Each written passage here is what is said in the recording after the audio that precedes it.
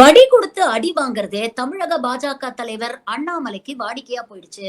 நேத்து பாருங்க எக்ஸ் வலைதளத்துல ஒரு பதிவு போடுறாரு. அதாவது இந்த மாதம் 14ஆம் தேதி வரும் நிதியாண்டிற்கான நிதிநிலை அறிக்கையை தமிழக அரசு தாக்கல் செய்ய உள்ளது. 2021ஆம் ஆண்டு தேர்தல் பிரச்சாரம் போது எதிர்க்கட்சி தலைவரான மு.க.ஸ்டாலின் அன்றைய அதிமுக அரசு மீது ஒரு விமர்சனம் வச்சாரு. 5 லட்சம் கோடி மாநிலத்துக்கு கடன் ஏற்படுத்திருக்கிறீங்க. இந்த கடன் மூலமா எவ்வளவு கமிஷன் அடிச்சீங்க அப்படின்னு கேட்டாரு. இன்னைக்கு தமிழ்நாடுடைய மொத்த கடன் 9.5 லட்சம் கோடி.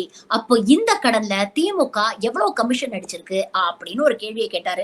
இதற்கு தமிழக நிதி அமைச்சர் திரு தங்கம் தென்னரசு தக்க பதிலடி கொடுத்திருக்கிறாரு. 2014ல மோடி ஆட்சிக்கு வரதுக்கு முன்னால இந்தியாவுடைய மொத்த கடன் 55.87 லட்சம் கோடியாக இருந்தது.